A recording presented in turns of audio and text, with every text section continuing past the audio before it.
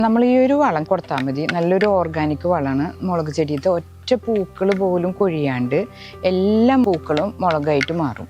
അതിനുള്ളൊരു സിമ്പിളായിട്ടുള്ളൊരു ഫെർട്ടിലൈസറാണത്. Video skip ചെയ്യാണ്ട് കണ്ടാൽ മതി, അതിൽ ഞാൻ പറയുന്നുണ്ട്. ഇത് നമ്മുടെ വീട്ടിലുള്ള വെള്ള കാന്താരി മുളകിന് നിറച്ച് ഉണ്ടായിട്ടുണ്ട് കണ്ട. അപ്പോൾ ഈ ഒരു വളം ഞാൻ 15 ദിവസം കൂടുമ്പോൾ നമ്മുടെ ചെടിയുടെ കടയ്ക്ക് ഒഴിച്ചു കൊടുക്കാറുണ്ട്. നല്ല റിസൾട്ട് കിട്ടുന്നുണ്ട് കണ്ട. ഒറ്റ പൂക്കൾ പോലും കൊഴിയാണ്ട് നല്ല ഹെൽത്തി ആയിട്ട് തന്നെ നിൽക്കണം. ഇത് പച്ച കാന്താരിന് ഇത് പഴുത്തിട്ടൊക്കെ ഉണ്ട് കണ്ട. അതുപോലെ ഇതിലും നിറച്ചുണ്ടായിട്ടുണ്ട്. ഒക്കെ ഈ ഒരു വളം 15 ദിവസം കൂടുമ്പോൾ കൊടുത്താൽ മതി. നമ്മുടെ മുളക് കടയുടെ ചുവട്ടിലായിട്ട് ഒന്ന് ഇളക്കി ഒഴിച്ചു കൊടുത്താൽ മതി.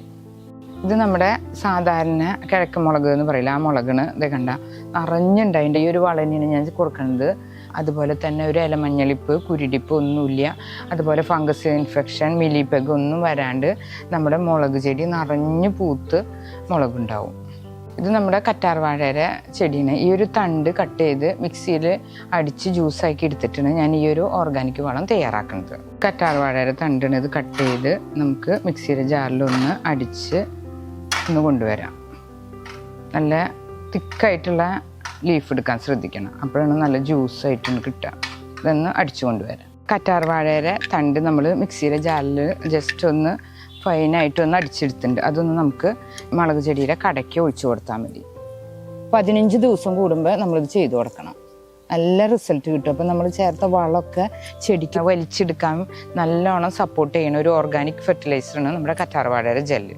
ഇതൊന്ന് നമ്മൾ സ്പ്രേ ചെയ്ത് കൊടുത്താൽ മതി. മുളകിൻ്റെ ഇല മഞ്ഞളിപ്പൊക്കെ മാറി നല്ല ഫ്രഷായിട്ട് മുളക് ചെടി നിൽക്കും. ഒരു കംപ്ലൈൻറ്റും ഉണ്ടാവില്ല. മഞ്ഞപ്പ്, മിലിപെഗ് ഒക്കെ മാറി നല്ല ഹെൽത്തി ആവാനായിട്ട് ഇത് സഹായിക്കേണ്ടതാണ്. അപ്പോൾ നമ്മൾ സ്പ്രേയറിൽ ചെയ്തത് നമ്മൾ കറ്റാർ വാഴയുടെ ജെല്ല് മാത്രം എടുത്തിട്ടാണ് നമ്മൾ മിക്സിയുടെ ജാറിലിട്ടൊന്ന് അരിച്ചെടുക്കുക. അല്ലെങ്കിൽ ഫിൽറ്റർ അങ്ങനെ കംപ്ലൈൻറ്റ് വരും. അങ്ങനെ ചെയ്തെടുത്തതാണ് നമ്മളിപ്പോൾ സ്പ്രേ ചെയ്തത്. നമ്മൾ കറ്റാർ വാഴയുടെ ജെല്ലിന് പച്ച എല്ലാം മാറ്റി വെള്ള ജെല്ലാണ് എടുത്തുള്ളത്. നല്ല തിക്കായിട്ടുള്ള ലീഫിൻ്റെ ജെല്ലെടുക്കാൻ ശ്രദ്ധിക്കണം. അത് നല്ലോണം മിക്സിയുടെ ജാറിൽ അരച്ചെടുത്തതാണ്. അപ്പോൾ നമ്മുടെ ചെടിയുടെ ഇലകൾക്ക് നല്ല ഹെൽത്തി ആവാനും പൂക്കളും പച്ചമുളകൊക്കെ നല്ല വലിപ്പം വരാനും ഒക്കെ ഇത് നല്ലോണം സഹായിക്കുന്നതാണ്. അത് നമ്മുടെ ചെടി കണ്ടാലറിയാം, കംപ്ലൈൻറ്റ് വരാണ്ട് ഇലയ്ക്കും ചെടിക്കൊക്കെ നല്ല ആരോഗ്യം കിട്ടാൻ ഇത് നല്ലതാണ്. അപ്പോൾ ഇതൊന്ന് നമുക്ക് സാധാരണ മുളകിന് എല്ലാത്തിനും നല്ലൊരു വളമാണ്. ഇത് ചെയ്ത് കഴിഞ്ഞാൽ നമ്മുടെ ചെടിക്ക് നല്ല രോഗപ്രതിരോധ ശക്തിയൊക്കെ കിട്ടുന്നതാണ്. മുളക് തൈ നല്ല ഹെൽത്തി ആയിട്ടുണ്ടാവും, രോഗപ്രതിരോധ ശക്തിയും കൂടും, ഒരു കംപ്ലൈൻറ്റും ചെടിക്ക് വരില്ല.